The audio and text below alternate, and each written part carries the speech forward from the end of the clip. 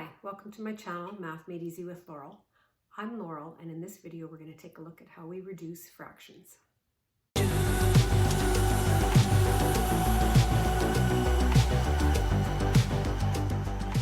the last video we talked about equivalent fractions, and we learned that 1/2 of a pi was equivalent to 2/4 of a pi, which is equivalent to 3/6 of a pi, which is equivalent to 4/8 of a pi, and there's many other fractions that it would be equal to.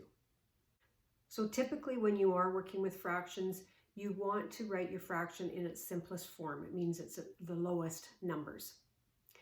It's called reducing your fraction or simplifying your fraction. So instead of saying that you ate 4/8 of a pie, it's easier if you say you ate 1/2 of a pie. So we're going to talk about how we reduce fractions, or you might hear it called simplifying fractions. Let's take a look. Let's take a look at the fraction 4/8.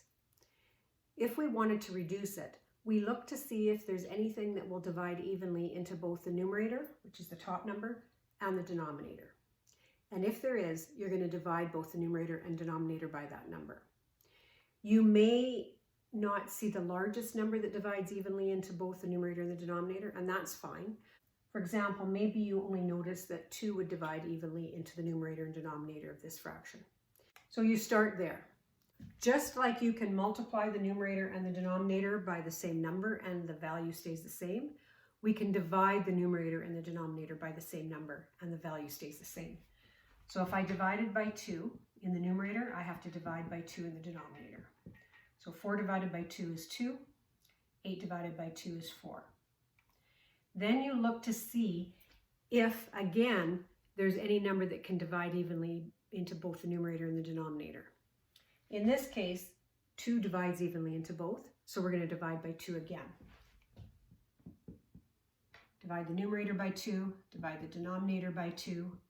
2 divided by 2 is 1, 4 divided by 2 is 2.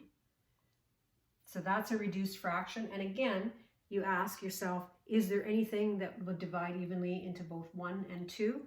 And the answer is no. So therefore, this is a reduced fraction. 4/8 will reduce to 1/2. If you do the question and you notice that 4 would have divided evenly into both, you go ahead. You can pick the largest number or the smallest. When you take 4 divided by 4, you get 1. 8 divided by 4, you get 2. So you get 1/2 either way, whether you can do it in one step or if it takes you a number of steps. Just keep asking yourself if there's anything that divides evenly into both the numerator and the denominator, and if there is, divide both the numerator and denominator by that number. And keep doing that until you end up with a fraction that cannot be reduced any further. Let's take a look at some more examples. In this example, our fraction is 8/12. We ask ourselves, is there any number that divides evenly into both the numerator and the denominator? You might notice 2, you might also notice 4. If you noticed 4, you're going to divide numerator and denominator by 4. So 8 divided by 4 is 2, 12 divided by 4 is 3. There's nothing that divides evenly into both 2 and 3, so we're done. If you hadn't noticed that you could divide 4, maybe you only noticed that you could divide by 2, go ahead and do that, that's fine. So 8 divided by 2 is 4, 12 divided by 2 is 6, and then at this point you should realize that it can be further reduced. 2 can go into both 4 and 6. So now you divide by 2 again, both numerator and denominator. So 4 divided by 2 is 2, 6 divided by 2 is 3. So it doesn't matter how many steps you need to take to get it to reduce to its lowest terms. This next example, maybe you notice that both numerator and denominator are divisible by 10. 10 goes into both numbers evenly, so you divide by 10. So 120 divided by 10 is 12.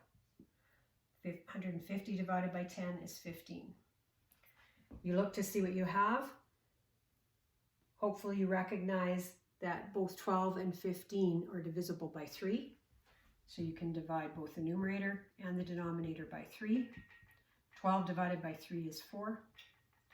15 divided by 3 is 5.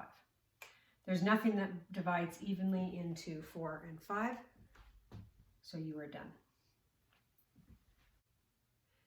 In the next video, I'm going to talk about changing a mixed number to an improper fraction and an improper fraction back to a mixed number.